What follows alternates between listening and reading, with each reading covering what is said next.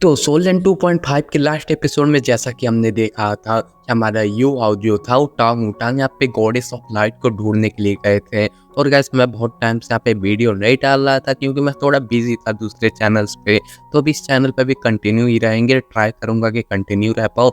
और चलिए तो वीडियो स्टार्ट करते हैं। तो एपिसोड की स्टार्टिंग में हमें गॉड रियल्म का सीन दिखाया जाता है जहाँ पे हम देख पाते हैं god of greed god of destruction के सामने झुकता है। गॉड ऑफ डिस्ट्रक्शन बोलता है क्या सब तैयार है, तो गॉड ऑफ ग्रीड कहता है हाँ सब कुछ तैयार है। जो भी यहाँ पे साइकिक कॉलम यहाँ पे गॉड रियल्म में लगाए गए थे सब कनेक्टेड है, आप कभी भी कंट्रोल ले सकते हो। अब गॉड ऑफ डिस्ट्रक्शन में पूरी यहाँ पे एक्साइटमेंट आ गई थी। वो बोल रहा था भाई यो दिन आ गया है जब यहाँ पे मेरे यहाँ पे रूल में ये गॉड रियल्म और पावरफुल बनेगा। इतना कहते उसने हाथ उठाया और लाइट गेट खुल गया था। सब लोग उसके अंदर चले गए थे और हम देख पाते हैं लोग गॉड रियल्म की कम्युनिटी की टॉप प्लेटफॉर्म पे थे जहाँ पे नीचे बस समुंदर था। वहाँ पे बस 5 मेंबर ही आ सकते थे। गॉड ऑफ ग्रीड समझ गया था कि उसे प्रमोट करने नहीं लाया गया है, उसे बस विटनेस बनाने लाया गया है। गॉड ऑफ डिस्ट्रक्शन ने आसमान की तरफ हाथ फैलाया और उसने बोला कि आज का दिन गॉड रियल्म के इतिहास में लिखा जाएगा। और हम देख पाते हैं पूरे आसमान में यहाँ पे पर्पल बीम निकल रही थी। पूरा आसमान डिस्ट्रक्टिव ऑरा से भर गया था, बिजलियां चमक रही थी।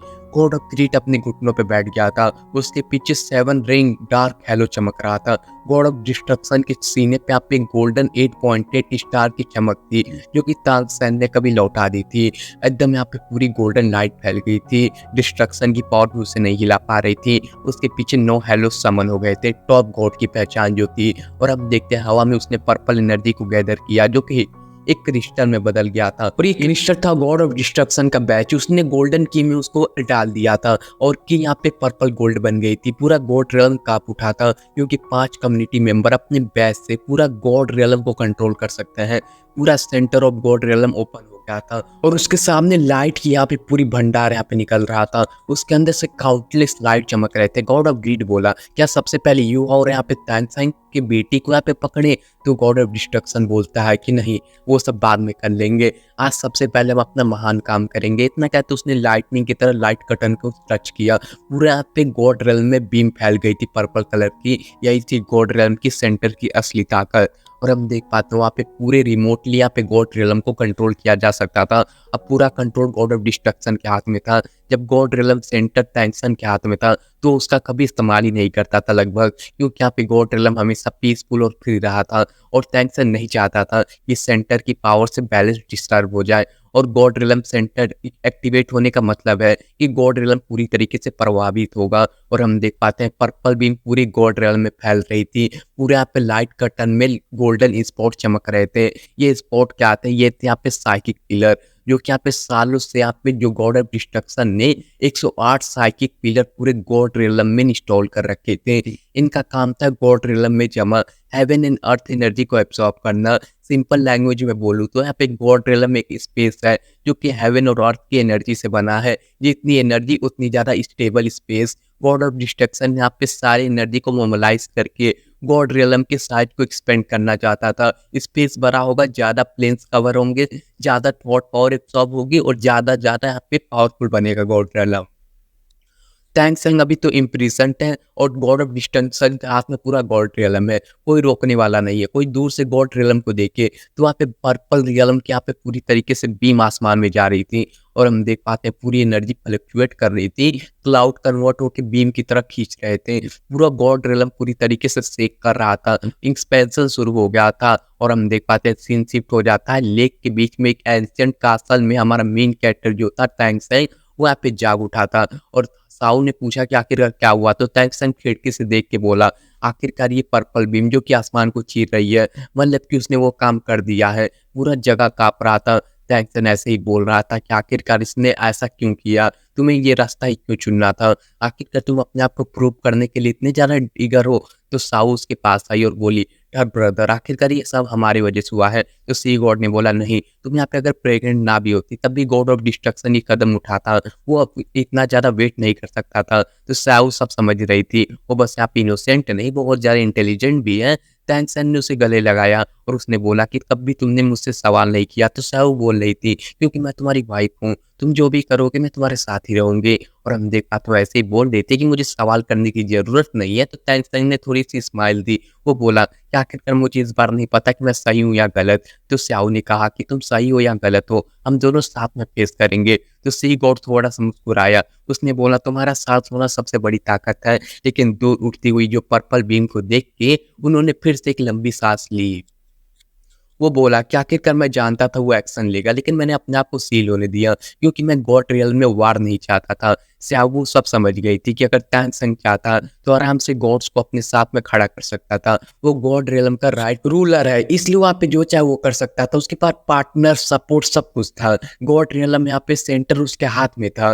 वो जीतने के चांसेस यहाँ पे पूरे थे, लेकिन जीत की कीमत बहुत ज़्यादा यहाँ पे गॉड्स की मृत्यु होती, इसलिए उसने आपको सील होने दिया ताकि डिस्ट्रक्शन आसानी से जीत जाए और रिस्क लेने की ज़रूरत ही ना पड़े। और हम देख पाते हैं वार टल गया था, बस यहाँ पे सी गॉड को यहाँ पे सफरिंग मिली। स्याओ ने धीरे से कहा, थर्ड ब्रदर आखिरकार आप बहुत ज़्यादा दयालु हो। तो हम टैंग सैंग को देख पाते हैं जो कि कह रहा था गॉड ऑफ डिस्ट्रक्शन गलत नहीं है, उसका इंटेंशन यहाँ पे गॉड रियलम को स्ट्रॉन्ग बनाना है, बस रिजेंटमेंट ने उसे ब्लाइंड कर दिया है। वो गॉडेस ऑफ लाइफ का पति है। लाइफ गॉडेस ने यहाँ पे गॉड रियलम के लिए बहुत कुछ योगदान दिया है, मैं ये सब इग्नोर नहीं कर सकता हूँ। जब यहाँ पे गुड और इविल गॉड किंग ने आप उसे सौंपा था, तब उन्होंने एक बात कही थी कि गॉड रियलम की सेफ्टी सबसे ऊपर रखना। उसी वक्त उन्होंने डिस्ट्रक्शन की प्रॉब्लम का इशारा भी किया था। तब से टैंक्सन यहाँ पे सालों तक कॉन्फ्लिक्ट को अवॉइड करता रहा। उसने गॉड रियलम सेंटर की पावर भी बहुत रेयरली यूज की थी। अब यहाँ पे एक्सपेंशन शुरू हो गया था। टैंक्सन बोला कि ये स्लो प्रोसेस है, शायद हम इसे टाइम रहते रोक पाए, पर हम देख पाते हैं उसे अपनी इंटेंशन पूरी तरीके से रिलीज देना भी जरूरी है।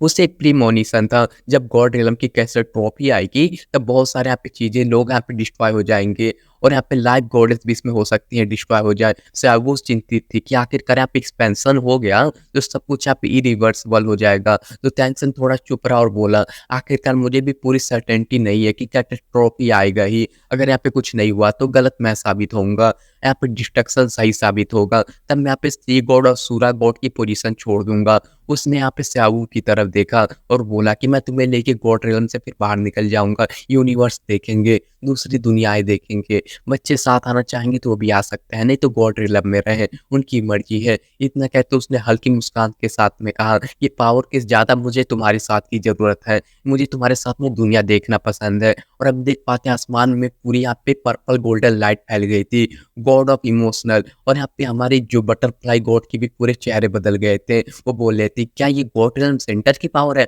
युवाओं भी पूछता है, क्या यहाँ पे यही है गॉड रियल्म सेंटर की पावर? तो हमारी टोंग ओटोंग बोलती है कि नहीं, मैंने आज तक कभी फादर को यहाँ पे ये यूज करते हुए नहीं देखा है, लेकिन इतना बड़ा यहाँ पे जो चीज है वो सेंटर से ही हो सकता है। दोनों ही समझ गए थे कि यहाँ पे समय बहुत कम है, हमें जल्दी करना होगा। वो लोग लाइफ फॉरेस्ट की तरफ और तेजी से बढ़ रहे थे। गॉड रियल्म की कम्युनिटी के 5 गॉड्स की अपनी अपनी टेरिटरी है। God of destruction castle of destruction है, और God of life forest of life में रहती हैं, और गॉड ऑफ इविल और गुड यहाँ पे जो सूरा है उनके अपने अपने जगह है।